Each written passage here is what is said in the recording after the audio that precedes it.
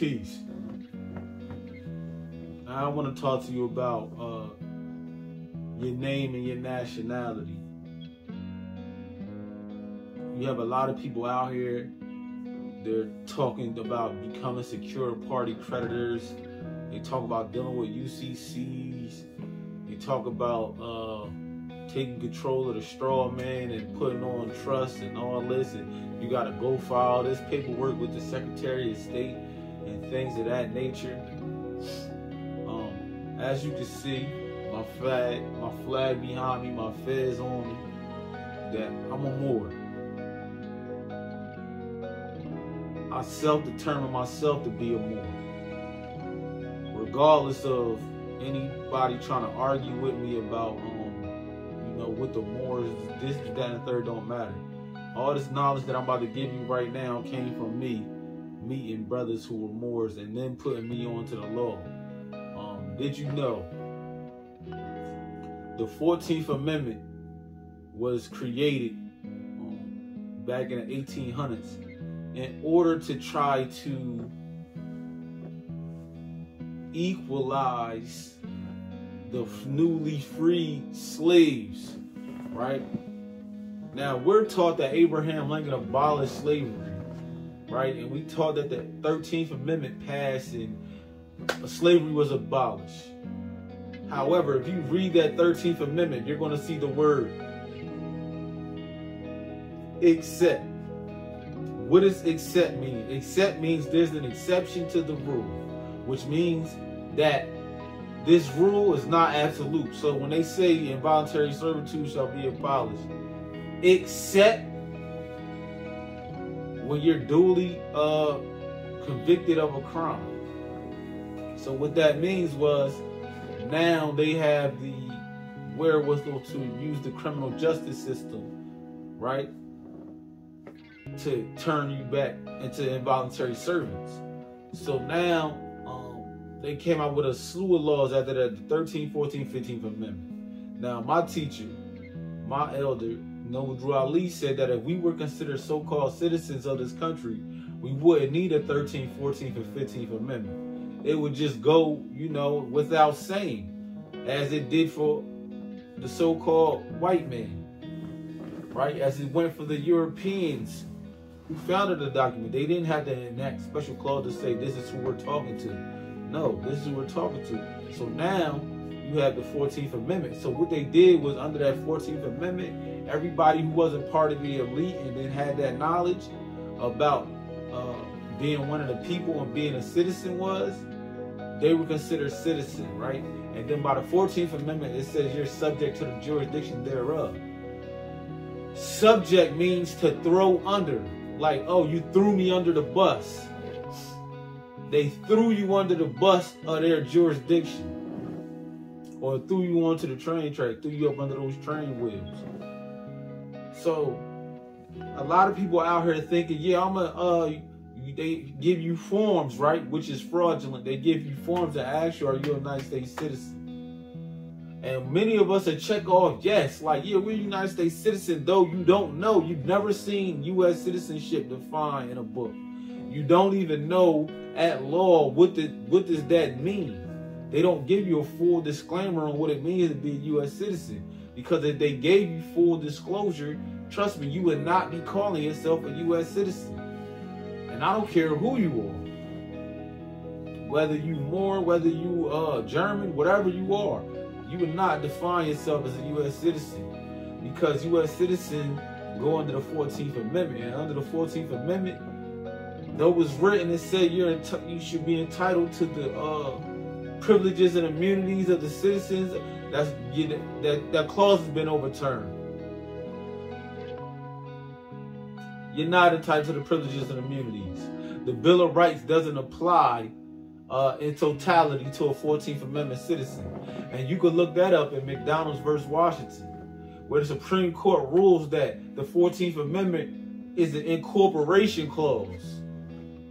And in the incorporation clause, it stated that the 14th Amendment applies those Bill of Rights, which are fundamental to free and fair society, whatever they type of language they use to try to make it sound good, better than what they actually saying.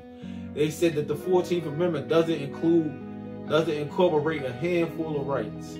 And what are those handful of rights that they don't incorporate? That's the 9th and the 10th Amendment. And the 9th Amendment is the most important amendment. But they're not going to tell you this.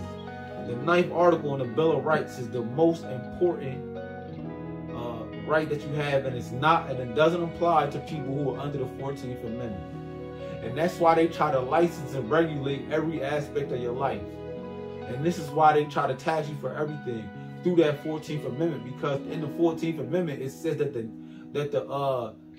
public debt shall not be questioned. What do you mean I can't question the debt? Like, they stripped you of so many rights in that 14th Amendment. It's a shame. And that's what y'all try to say that y'all nationality is. Like, I'm a U.S. citizen, not really looking into what rights does a U.S. citizen have. You know, where did the U.S. citizenship come from? So now you're in a position where they're giving you grants of privileges. They're considering you beneficiaries, and they're your trustees. And as your trustees, they get to dictate how they administer that trust, because they are the actual owner of the trust, and you are just a beneficiary. You have equity, and this is why your nationality is important, because nationality takes you out of that 14th Amendment. It takes you out of that local code, rule, and regulation that they try to put you under. And it'll put you into the international venue. And as an international member, pardon me, it puts you into the international venue. And as an international man or woman, your rights are not the same. You have a right to self-determination. You can claim any nationality that you want to claim. But you have to do your research on how that applies in law. You have to know that you are entitled to human rights. You're entitled to the rights of man. And the rights of man says you have a right to defend yourself, and you have a right to consent. So I proclaim my nationality for the simple fact that these are the ones that brought me the knowledge. These are the ones that embraced me. Nobody else has tried to embrace me and tell me this is your nation of people. This is your origins. This is how this came to be. And this is where you can find this at. I mean, showed me, walked me through it. Everybody else was, this is what you had to do, and da-da-da. It doesn't work like that in the nation. The nation is like, this is what, this is yours. It's yours to proclaim it. It doesn't cost you anything. You don't got to pay no money for it. You just simply claim it. You don't got to go join a temple. You don't have to wear the fez. You don't have to do anything besides claim your nationality, and claim a free national name, because it's yours. And they don't want you to have it. And they're going to try to do everything and employ every type of actor and agent to try to get you to not to go with this. They're trying to make you think that this isn't the right way to go. But then they could show you all the Moorish architecture, all the Moors throughout the origins, where Moors stood with all this stuff. They talk about Moors all over the place in these books. I don't care if you're reading esoteric Masonic books. I don't care if you're reading so-called history books. I don't care what you're studying. You cannot study this stuff and not see something about a Moorian. And I'm not talking about a Moroccan, because I could show you the Moroccan flag back in the early 1900s, the late 1800s. It's not this flag. It wasn't this flag right here. So you got to know your rights. You got to know your origins. And you got to know your nationality. You're not black. You're not African American. You're not Negro. You're not colored. You're not Indian. You're not 3/5 of a man. You a whole Moor. and it's there for you. And there are treaties that protect Moors at law that are still in existence. The Treaty of Peace and Friendship.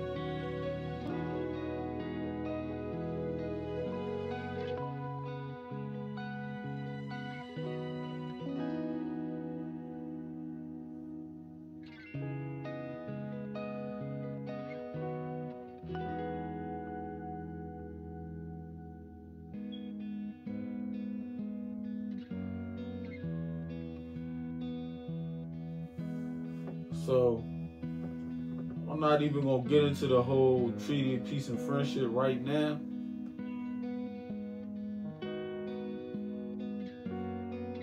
But I will tell you, in the U.S. Constitution itself, there are slave clauses. These are clauses that protect the institution of slavery. These are clauses that were never deemed to be unconstitutional. These are clauses that were never ruled against. These clauses basically still hold weight. This is why the Constitution doesn't apply to Moors in that sense. Like, this is what we're bound by. We're bound by treaty. And we deal with the divine law. We don't deal with codes, rules, and regulations, which are arbitrary and capricious. But you would have to study these laws to learn this stuff. You would have to really break it down, like, hold up. So you telling me they usurped my birthright through that 14th Amendment by automatically saying I'm a citizen of the United States? Yes, that's exactly what happened. And then you filled out paperwork, signing, your parents filled out paperwork, signing your birth certificate and social security card. And then they tell you that you need a driver's license to move around on these highways. Whereas the Treaty of Peace and Friendship gives you a safe conduct. But you need a driver's license because you're a minor. You don't know who you are, you're considered a minority. So they tell you need a driver's license because they treat you like somebody who's not able to handle their own affairs as a responsible man or woman. So then you go down there to get your driver's license and they say, oh, we need to see your birth certificate and your social security card. So you come back with your birth certificate and social security card in order to get that driver's license. Even though you weren't a party to those contracts, you were the subject of those contracts that your parents gave to the government to take part in your upbringing. So now you come to get this license, and guess what you have to do? You have to sign for that license. And being as though you needed those two documents, it was considered that you were given notice that these contracts were out there and that you were giving your consent to all the stipulations of the terms that go with these contracts. But you weren't informed of it. You weren't given full disclosure, so essentially it's a fraudulent misrepresentation. But you don't even know to call it that because we don't learn nothing about contract laws in school. You know, we learn ABC 1, 2, 3, but we don't learn that contracts is making all this stuff go around. We don't learn how to read contracts. We learn how to read Humpty Dumpty. We learn how to read Dr. Seuss. We learn how to read The Lion, the Witch, and the Wardrobe. We learn how to read Harry Potter. We learn how to read Romeo and Juliet. But we don't read not one single thing about terms and conditions dealing with contracts, the types of contracts, what creates a valid contract, even though we're going to be signing contracts for the rest of our lives. We don't learn nothing about nationality. We learn history. We learn high stories. We learn tall tales. We learn George Washington didn't tell a lie. We learn Abraham Lincoln freed the slaves and abolished slavery. We learn 1492 Columbus sailed the ocean blue. But we don't know how it went from 1492 to 2023. We don't know how that came to be like that. And they still subjected us to the same type of treatment that they subjected us to over hundreds of years ago for hundreds of years that have gone by. We don't know how this got to be like that. Everybody's pointing a finger. I'm telling you how it got to be like that. They stopped letting us read. They made it illegal for us to learn. They made it so that we basically psyched ourselves out and learn how to play stupid in public. And the same buffoonery is still going on today because you lack knowledge of self. You don't know yourself. You don't know your origins. You don't know your people that you come from on a mass level. And you don't understand the principles and fundamentals that go into building societies and running governments and the people's rights. They try to teach us that, oh, this is new. It wasn't like this. No, it was new for Europeans to set up this type of form of government. It wasn't like that in Europe. Europeans discovered this because they didn't know it was here. That doesn't speak for Moors who built universities, who taught high sciences, who did engineering, who did mathematics, who had sidewalks and waterways and street lights during so-called medieval times, who had sailboats and traveled the earth, who had maps of the planet, who knew what Antarctica looked like under the ice. They don't tell us all these things because they want to keep you boxed into these false concepts, experiencing the reality as they see fit for you. Your nationality is more than just you claiming something. It's more than just a card saying, yeah, I don't even have a nationality card. I've been to a few more, but I'm not a part of any temples. The more assigned temples are cool, but I learned all this sitting in a cell with my brothers reading books. No TV. I learned my rights. I learned my origins. I learned about my people. And I put them to the test. I've been to court with this. I'm trying to tell you, it's a different ball game. It's a spiritual, if you want to call it that. It's dealing with your soul. It's enlightenment for your soul. It's the psychology that you need to study, the psychology itself. Get in the Noble Drew Ali. Look up Taj Tariq Bey. Search the brothers that's out here with the Bays and the Ills and the Alis attached to their name. And listen to what they're saying. Look into what they're saying. Stop giving your attention away to the mass news media and all these pundits and talking heads and celebrities and entertainers. These aren't the ones out here that's studying the real things. They're not dealing with laws. They're not dealing with rights. Even the talking heads are reading from scripts. That's why I say all the world is stage, they all hypocrites. A hypocrite is an actor in a stage play. They all acting like they got your back, like they for you, like they trying to give you some knowledge. They're not doing that. They all read script or strictures. It's scripted. Pay attention to what's being said to you, man. Get into this etymology, man. Learn about your roots. If you have any questions in regards to nationality, how it could benefit you, how to go about claiming it, how to get your affairs in order, please don't hesitate to send me a message and ask me questions that you may have been thinking. Show me information that you may have received that made you wonder. Anything that you have on your mind, just please send me a message. I'll respond, man. I'm doing this to uplift fallen humanity, the same as Noble Drew Ali stated. I'm not selling nothing. I'm trying to tell you something.